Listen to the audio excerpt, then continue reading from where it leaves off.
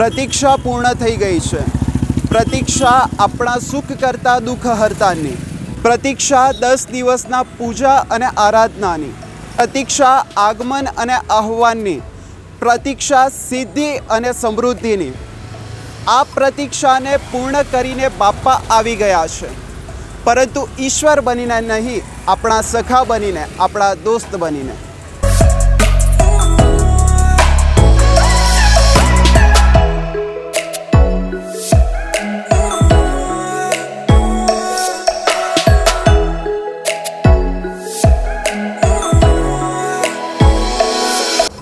નમસ્કાર, હું છું નિહાર દેસાઈ અને તમે જોવાનું શરૂ કરી ચૂક્યા છો NR24.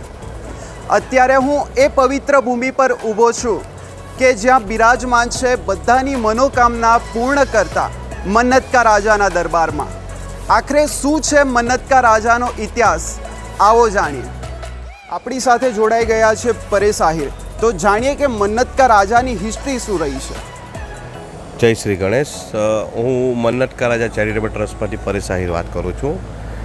મન્નતકા રાજા એક એવું છે, અમે 1997થી સ્થાપના કરવામાં આવેલી, જે બહુ નાના માટીના ગણપતિ બનાવીને રોડની બાજુમાં સ્થાપના કરતા, અને આજે 28 વર્ષ થયા. અને અમારા જે મન્નતકા રાજા નામ, પહેલાં અમારું શ્રી બાળ ગણેશ યોગ મંડળ નામ હતું.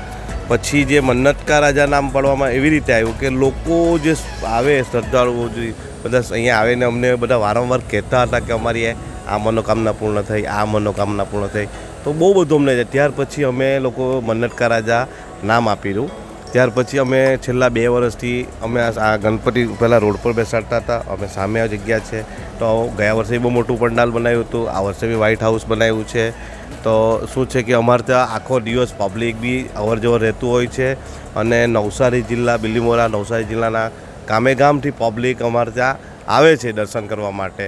અને હજુ બી અમે બધાને આગ્રહ બી કરીએ છીએ કે આવો અને દર્શન કરો, મન્નતકા રાજાને દર્શન કરવા માટે આવો. જે રીતે અમે જોયું કે બહાર વિશાળ માત્રામાં ખૂબ જ મોટો મંડપ બાંધવામાં આવ્યો છે, તો આ મંડપનું નિર્માણ કાર્ય છે ગણેશ ઉત્સવના કેટલા ટાઈમ પહેલાં શરૂ કરવામાં આવે છે? એકચ્યુઅલી આ કેવું છે કે જે રીતનું મંડપ બનવાનું હોય છે ને, તો છેલ્લા 1 મહિનાથી કામ કાર્યરત થઈ જતું હોય. અમારા છોકરાઓનો બી સહકાર હોય છે.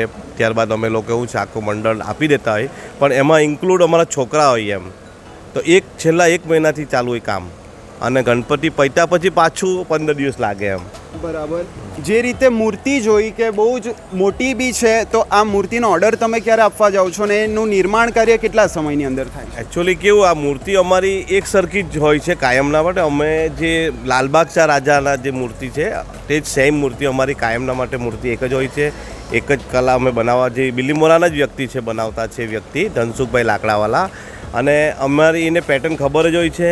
એટલે છેલ્લા 4-6 મહિનાથી અમારી વાત થઈ જ ગયેલી. એટલે એના હિસાબથી જેનો અમને 1.5 મહિનો લેતો હોય છે વ્યક્તિ, તે પ્રમાણે બનાવી દેતો હોય. બરાબર. 2023માં ભક્તોની ભીડ કેવી રહી હતી, અને આ વખતે એટલે કે વર્તમાન સમયમાં 2024માં ભક્તોની ભીડ કેવી છે?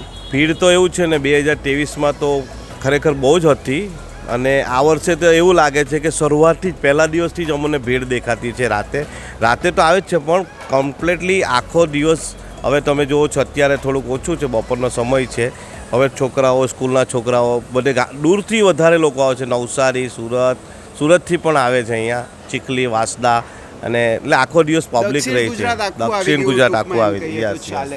જે રીતે અમનું એમ કેવું થાય છે કે સમગ્ર દક્ષિણ ગુજરાતના જે વાસી છે એ લોકો અહીંયા મન્નતકા રાજાના દરબારમાં આવે છે અને એમના દિવ્ય દર્શન કરે છે. જે રીતે એમણે એમ કીધું કે ભક્તો આવતા હતા અને એમની મનોકામના પૂર્ણ થવા લાગી, ત્યારથી મન્નતકા રાજા નામ પડ્યું છે.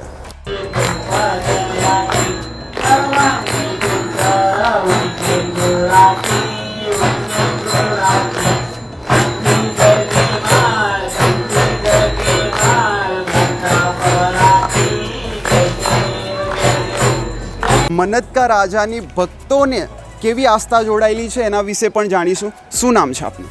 પાયલ પટેલ. કેટલા વર્ષથી અહીંયા દર્શનાર્થે આવો છો? 3 વર્ષ. કેટલો ઉત્સાહ, અને મન્નતકા રાજાના દર્શન કરીને કેવી અનુભૂતિ કરો છો? ખૂબ જ સારી અનુભૂતિ કરીએ છીએ. દર વર્ષે અમે એમ તો આવી જ જઈએ છીએ. કોઈ બી દિવસે, એમ 11 દિવસમાં કોઈ બી એક દિવસ તો આવી જ જઈએ છીએ દર્શન માટે. આજે 4 દિવસ થઈ ગયા છે બાપા બેઠા, તો આ વર્ષે તમે કેટલા ટાઈમ અહીંયા આવ્યા છો? આ કયો દિવસ છે તમારો? આજે ફર્સ્ટ ટાઈમ.